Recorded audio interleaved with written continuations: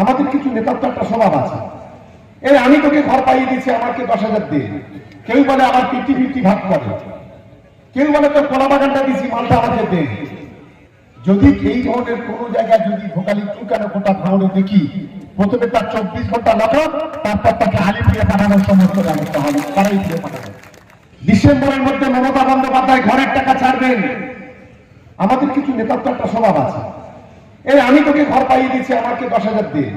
কেউ বলে আবার 50-50 ভাগ করে, কেউ বলে তোর কলা বাগানটা দিচ্ছি, মালটা আমাকে দে।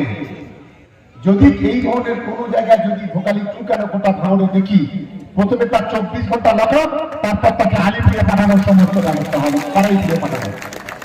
কোন দুর্নীতির সঙ্গে কম্প্রোমাইজ নয়। আর আমি বলছি, শওকত মোল্লার কারো লোক হতে হবে না। নেতা আমাদের দুজন, একজন হলো মমতা বন্দ্যোপাধ্যায়, একজন হচ্ছে অভিষেক বন্দ্যোপাধ্যায়। ব্যক্তি পার্টি নয়, দলের লোক হন। দলের লোক হয়ে কাজ করুন। ব্যক্তি স্বার্থ যদি কারোর এত ব্যক্তি পার্টি যদি কেউ করেন, আমি বলবো আমাদের দলে তার থাকার জায়গা নেই। আমি একদম পরিষ্কার ভাবে দাঁড়িয়ে আমি বলে দিচ্ছি, আরে পার্টি বসে আপনি নেতা, পার্টি বসে আমি নেতা, পার্টি বসে আমরা বাপের বেটা।